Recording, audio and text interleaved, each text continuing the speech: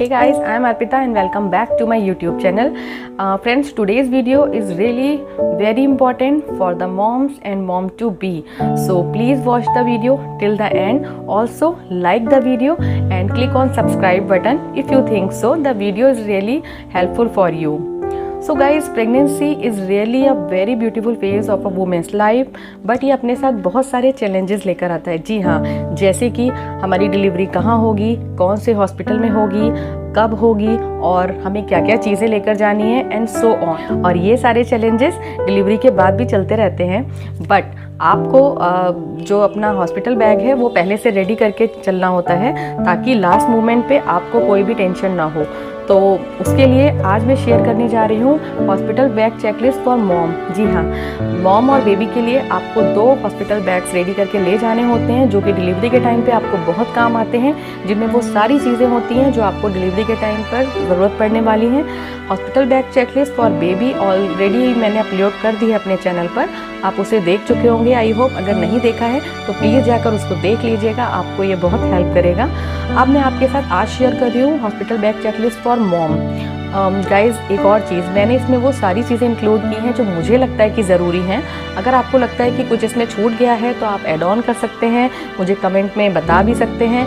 आप चाहें तो कुछ चीज़ें इसमें से कम भी कर सकते हैं जो आपको लगता है कि आपको ज़रूरत नहीं पड़ेगी, क्योंकि बहुत सारे हॉस्पिटल्स आजकल चीज़ें प्रोवाइड करते हैं, इनमें से कुछ चीज़ें, बट बहुत सारे हॉस्पिटल्स नहीं भी करते हैं। तो आपको एक बार माइंड में ये क्लियर होना चाहिए कि आपके पास क्या क्या चीज़ें हैं जो मस्ट हैव हैं और जो आपको ज़रूरत पड़ने वाली हैं। तो बिना देर किए चलिए वीडियो स्टार्ट करते हैं। तो गाइस, सबसे पहले जो चीज़ आपके पास होनी चाहिए वो है आपकी डॉक्यूमेंट फाइल, यानी आपके पास वो सारे टेस्ट रिपोर्ट्स और वो सारे डॉक्यूमेंट्स होने चाहिए जो आप प्रेगनेंसी के टाइम में आपने टेस्ट वगैरह कराए हैं या आपने जिस डॉक्टर को दिखाया है वो आपके पास सारे पेपर्स होने चाहिए, ताकि लास्ट मोमेंट पर आपकी हिस्ट्री जो है वो डॉक्टर के पास आप दे सकें और आपको कुछ भी उसमें प्रॉब्लम ना हो और वो इमीडिएटली आपका ट्रीटमेंट स्टार्ट कर सकें। तो डॉक्यूमेंट फाइल के साथ साथ आपके पास होने चाहिए आपके ID प्रूफ्स वगैरह जो कि उस टाइम पर बहुत रिक्वायर्ड होते हैं। तो ये तो हो गई पहली चीज़। चलिए देखते हैं दूसरी चीज़ क्या है। दूसरी चीज़ जो आपके पास होना चाहिए वो है मैटरनिटी गाउन्स। जी हाँ, आपको डिलीवरी के बाद जो सबसे ज़्यादा ज़रूरत पड़ने वाली ये चीज़ वो है मैटरनिटी गाउन। तो आप चाहें तो कुछ इस तरह के गाउन ले सकते हैं, ये मैं आपको दिखाती हूँ। ये देखिए, इसमें इस तरह से सेंटर पर एक जिप होती है और ये 2 जिप जो होती हैं ये साइड में होती हैं। तो ये आपको फीडिंग के लिए बहुत काम आने वाला है। आप किसी भी साइट से ऑनलाइन ये ले सकते हैं, जैसे ज़िवामे, क्लोविया वगैरह से, या आप चाहें तो मार्केट से भी परचेज़ कर सकते हैं। बट आपके पास इस तरह के एटलीस्ट 2 गाउन्स तो होने ही चाहिए, डिपेंडिंग ऑन कि आपका कितने दिन का वहाँ पे स्टे होने वाला है, आपकी डिलीवरी सिजेरियन होने वाली है या नॉर्मल होने वाली है। आप चाहें तो नॉर्मल गाउन लेकर आप उसमें भी जिप लगवा सकते हैं, जैसे मैंने ये किया है, ये मैं आपको दिखाती हूँ।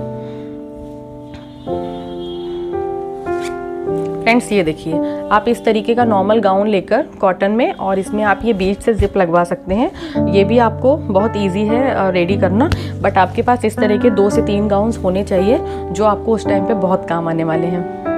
इसके बाद जो आपके पास तीसरी इंपॉर्टेंट चीज़ है वो होनी चाहिए, वो है स्कार्फ्स। आपके पास एटलीस्ट 2 to 3 स्कार्फ्स होने चाहिए, क्योंकि डिलीवरी के बाद चाहे आपकी नॉर्मल हो या आपकी सिजेरियन हो, आपको अपने हेड को कवर करके रखना होता है।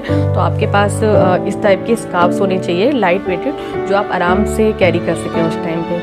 इसके बाद 4th आइटम जो है वो है होम कमिंग ड्रेस। जैसे मैंने ये बहुत ही ब्यूटीफुल सा मेरे पास गाउन है, ये मैं कैरी कर रही हूँ। आप चाहें तो आप अपनी चॉइस के अकॉर्डिंग अपना कोई भी फेवरेट ड्रेस और कंफर्टेबल ड्रेस कैरी कर सकते हैं, जो आप जब डिलीवरी के बाद घर आएंगे बेबी को लेकर तो आप वो ड्रेस वियर कर सकते हैं। तो मैं ये कैरी कर रही हूँ, ये कॉटन मटेरियल में है और ये आप देख सकते हैं फुल लेंथ गाउन है, या आप बोल सकते हैं मैक्सी ड्रेस है। तो आप इस टाइप का कुछ भी अपने साथ कैरी कर सकते हैं जो कि लौटते वक्त आप वियर कर सकते हैं। इसके बाद जो चीज़ आपके पास होनी चाहिए बहुत इंपॉर्टेंट है, वो है आपके पास फेस टॉवल्स ज़रूर होने चाहिए। ये देखिए, कुछ इस तरह के फेस टॉवल्स आपके पास होने चाहिए, क्योंकि आफ्टर डिलीवरी आपको बात अलाउ नहीं करेंगे, तो आप उस टाइम पे स्पंज बात ले सकते हैं, जिसके लिए ये फेस टॉवल्स, या आपको अपना फेस वगैरह क्लीन करना है तो आप उसके लिए ये फेस टॉवल्स रख सकते हैं। इसके साथ ही साथ एक चीज़ रखना मत भूलिएगा, शॉक्स। जी हाँ, डिलीवरी के बाद आपको बहुत ज़्यादा ठंड लगती है और अगर आपकी डिलीवरी विंटर में हो रही है तब तो आपके पास ज़रूर से एटलीस्ट 2 पेयर ऑफ सॉक्स होनी चाहिए जो आप उसके बाद में यूज़ कर सकें। तो आप अपने हॉस्पिटल बैग में 2 पेयर ऑफ सॉक्स ज़रूर से रखिएगा। तो गाइज़ ये तो बात हो गई इन चीज़ों की जो आपके पास होनी चाहिए।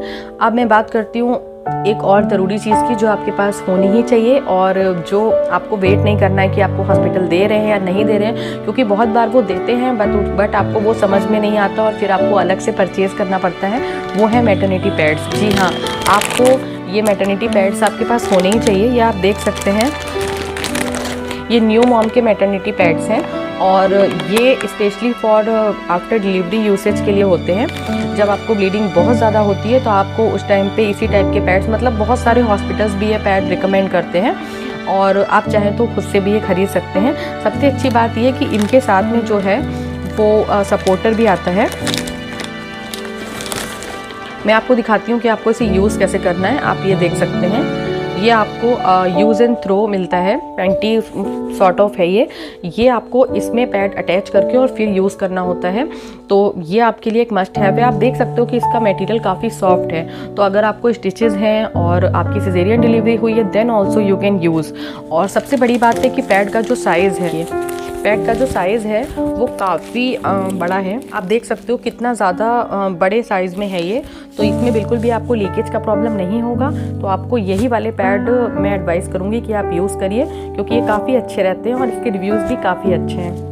गाइज इसके साथ में आपके पास होना चाहिए डिस्पोजेबल पैंटीज़। जी हाँ, आप चाहें तो आप इन पैड्स की जगह पे या फिर आप साथ में डिस्पोजेबल पैंटीज़ यूज़ कर सकते हैं। तो गाइज डिलीवरी के बाद आपके क्लोथ्स बहुत ज़्यादा गंदे हो जाते हैं, स्पेशली पैंटीज़ वगैरह, तो आपके पास उस समय यूज़ एंड थ्रो पैंटीज़ होनी चाहिए, यानी डिस्पोजेबल पैंटीज़। तो आप ये एवर यूज की पैंटीज़ ले सकते हैं। ये मैटरनिटी पैंटीज़ होती हैं या पीरियड पैंटीज़ भी बोलते हैं, बहुत सारे लोग इसको पीरियड में भी यूज़ करते हैं। और ये सारे साइजेस में starting from the small to extra large available हैं, तो आप ये परचेज कर सकते हैं। अमेजन से आप ऑनलाइन भी ले सकते हैं ये। तो गाइस डिस्पोजेबल पैंटीज़ के साथ साथ आपके पास होनी चाहिए नॉर्मल पैंटीज़ जो कि 100% कॉटन की होनी चाहिए। अगर आपकी सिजेरियन डिलीवरी है और आप डिस्पोजेबल पैंटीज़ यूज़ करने में कंफर्टेबल नहीं हैं तो उस टाइम पे आप नॉर्मल पैंटीज़ यूज़ कर सकते हैं। तो आपके पास एटलीस्ट 3 से 4 नॉर्मल कॉटन पैंटीज़ होनी चाहिए जो आप यूज़ करते हैं नॉर्मली डेली वेयर में। तो ये भी आपके लिए एक मस्ट हैव है। इसके बाद जो चेक लिस्ट में आइटम आता है वो है ब्रेस्ट पैड। जी हाँ, ये आपके ऊपर है, आप चाहें तो आप ये रखिए, अदरवाइज मत रखिए, क्योंकि कुछ लोगों को बहुत ज़्यादा फ्लो होता है और उन्हें ब्रेस्ट पैड यूज़ करने पड़ते हैं। कुछ लोगों को फ्लो आने में थोड़ा सा टाइम लग जाता है, तो आप लीकेज की प्रॉब्लम आपको नहीं होगी। तो आप चाहें तो एक पैकेट कैरी कर सकते हैं, otherwise as per the requirement आप बाद में परचेज कर सकते हैं। तो ये आइटम आप चाहें तो स्किप कर सकते हैं, अदरवाइज रख सकते हैं। इसके बाद जो आपको इंपॉर्टेंट चीज़ की ज़रूरत पड़ेगी वो है मैटरनिटी ब्राज। जी हाँ, आपके पास इस तरह की कुछ मैटरनिटी ब्राज होनी चाहिए, एटलीस्ट 2 to 3, जो कि आप आफ्टर डिलीवरी बेबी को फीड कराना बहुत ज़रूरी होता है, क्योंकि मदर मिल्क ही देना होता है। तो उसके लिए आपके पास ये फ्रंट ओपन वाली होनी चाहिए। आप देख सकते हो ये इस तरह से ये फ्रंट ओपन है और इसमें यहाँ पर ये बटन्स दिए हुए हैं। ये आप इजीली यहाँ से ओपन करके और क्लोज करके यूज़ कर सकते हो। बेबी को जब फीड कराना है तो आप यहाँ से ओपन कर लीजिए और फिर आप क्लोज कर लीजिए। तो ये बहुत ही ज़्यादा यूज़फुल है। इस तरीके की आपके पास होनी चाहिए। इसके साथ ही आपके पास वाटर वाइप्स होने चाहिए या वेट वाइप्स होने चाहिए। तो मैं कैरी कर रही हूँ ये बेबी हग के वेट वाइप्स। ये बेबी के लिए भी यूज़ कर सकती हूँ और मैं अपने लिए भी, क्योंकि इसमें एलोवेरा है, विटामिन ई है और ये काफ़ी अच्छा है। तो मैं ये कैरी कर रही हूँ। ये हमारे और बेबी दोनों के लिए काम आ जाता है। इसके साथ में जो लास्ट चीज़ है बट सबसे इम्पॉर्टेंट चीज़ है वो है आपकी मेडिसिन। जी हाँ, आपकी जो भी मेडिसिन चल रही हैं आप लेते हो तो वो आपको ले करके जाना है। आपको डॉक्टर को भी बताना है, दिखाना है कि मैं ये मेडिसिन यूज़ कर रही हूँ और वो आपको टिल द डिलीवरी लेना है। तो वो आप ज़रूर से रख लीजिए। साथ ही आप अपने साथ अपना कॉम, क्लचर वगैरह एक पाउच में पैक करके पहले से आप तैयार करके रख सकते हैं। तो गाइज़ ये थी हॉस्पिटल बैग चेक लिस्ट, तो आप कैरी कर सकते हैं अपनी डिलीवरी के टाइम पे अपने हॉस्पिटल बैग में। आई होप आपको पसंद आया होगा वीडियो। अगर वीडियो आपको अच्छा लगा है तो प्लीज़ लाइक करना मत भूलिएगा। साथ ही ऐसे और इम्पॉर्टेंट और यूज़फुल वीडियो देखने के लिए मेरे चैनल को सब्सक्राइब करना मत भूलिएगा। तो मिलती हूँ आपसे नेक्स्ट वीडियो में, तब तक के लिए बाय बाय।